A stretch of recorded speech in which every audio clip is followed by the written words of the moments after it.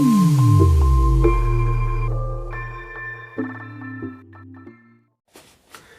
how's it going? Thanks for stopping by again. So it's been a few weeks since I've done a video, and I wanted to do a video about a watch that I bought a year ago. So I wanted to do the 1 year review of this watch and my feelings about this watch after 1 year. So what are we talking about? We're talking about my Rolex Airking, the 116.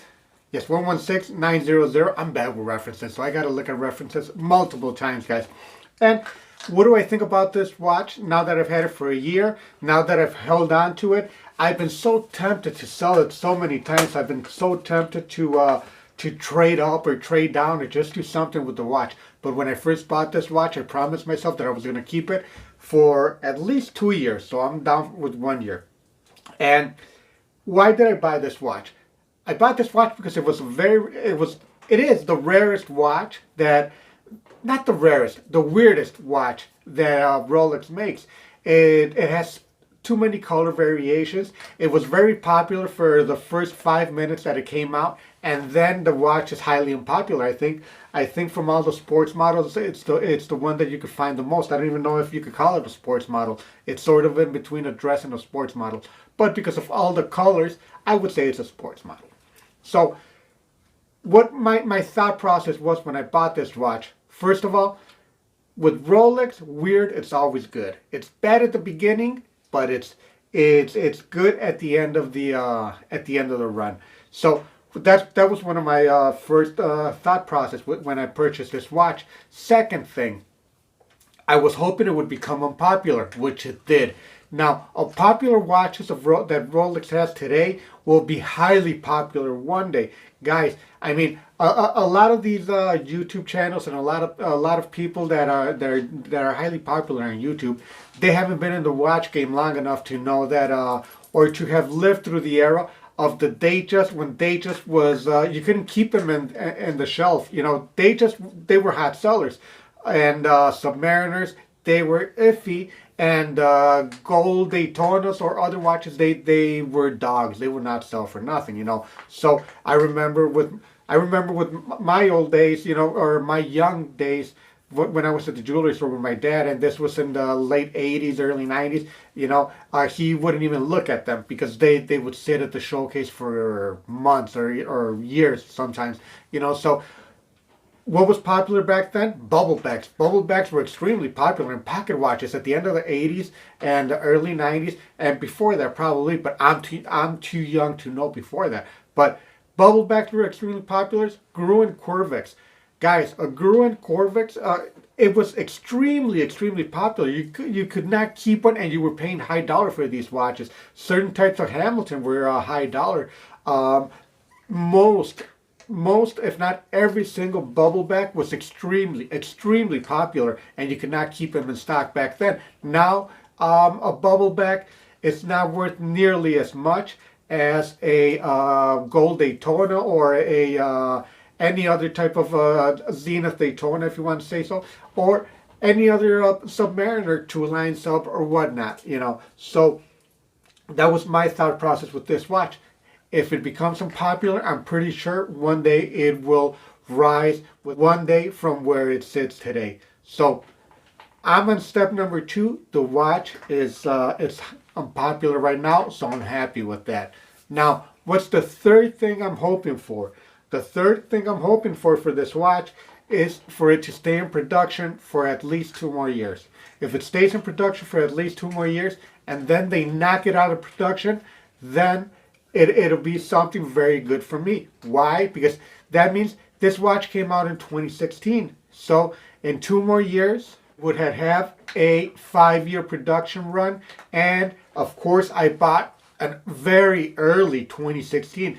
That was one of the things I needed to do, to buy a watch that is very early 2016.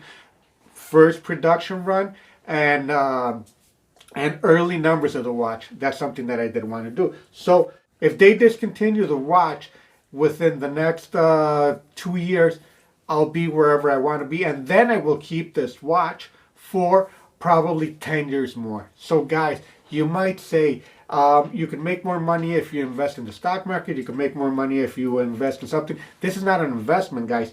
I'm just playing a game here. I'm playing the futures. That's all I'm doing. A lot of people play the future on certain stock. A lot of people play the future on Bitcoin. A lot of people play the future on Bitcoin and they lost big time. I'm going to start playing Bitcoin again today, because it looks very promising. But that is my strategy for this watch, So I'm going to give it 2 more years. If they knock it out of production, then I will keep it for an additional 10 years. What have I done with the watch? I have not had a chance to enjoy the watch as much as I wanted. It's become a safe queen. It sits in the safe, or it sits in the bank. I brought it out of the bank this weekend, and just to look at it, I'll wear it. But as of right now, it's not something I'm in love with. I bought it. I was super in love with it. Of course, like anything you buy when it's new, you're super in love with it. And now I'm just not in love with it as much anymore. So now what I'll do, I'll turn the camera around. I'll show you the watch. I'll show you how it sits today, and see what you guys think. So here we go. After a year of owning it, the box is a little bit dirtier. Of course, it sits in a safety deposit box in the bank, and it takes a quarter of the spot. So here's the box. Open up the box, and you have the purchase date, and you have the rest of the card here. What else? The manual. And then we get into the box. There it is. Everything should be, the other manuals should still be in there, which they are. And the watch is there. Finger magnet, of course. I got to keep wiping it down every time I use it. That's one of the things I did not like about this watch. This 904L steel is very, very prone to finger magnets, to fingerprints, I'm sorry. So, see, you can see out here, and I just barely took it out of the box and touched it, and it's already smeared with fingerprints.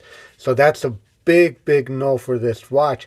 I like my crystal to be clean. I like my bezel and everything to always be nice and presentable. But in this case, with this watch, it's very hard to do so. As far as timekeeping, the few times that I've worn it, it has done incredibly good as far as timekeeping. I think this watch is supposed to be +2, -2, and I'm pretty sure it's within those specs. I'm not so concerned about that for the amount of times I've worn it. And the only thing I have done to this watch is this cuff right here. Right there, as you can see on the clasp. That's the only thing I've done to the watch. But like I say, it's been a safe queen. Every time I end up wearing it, I figure out I got to do something else, and I take this watch off because it doesn't go with my attire, it doesn't go with what I'm doing that day, or simply I just want to wear a vintage watch. So I'm going to keep it, like I said, I'm going to keep it for another year at least, or 2, and if it does what I'm hoping it does, then I'll keep it for a little bit more time. And like I said, guys, I do not invest in watches, but with this watch, I'm just playing a gamble. I'm playing an over-under. And if I win it, I win it. And if I don't, there is not much to lose here. I mean, yeah, $5,000 is a lot of money to lose. But I mean, it'll never go down to 0, I hope. The most it could lose, it's lost $1,000 in value because when I bought this watch, they were trading for 60, close to retail for $6,000, $6,100, and now I know they're trading from $49 to $5,200, and I don't know the condition that they are when they're trading for that amount of money. This one is practically brand new, so let's see how it goes, and let's see how it plays out. But those are my plans for this watch, and as far as the review for 1 year after wearing this watch, it's pretty decent. Timekeeping pretty good. But have I enjoyed it? I wish I had enjoyed it a little bit more, and something more like I enjoy vintage watches. So guys, if you like this video, please give me a thumbs up, and I'll catch you guys in the next one. Thank you so much. I appreciate it.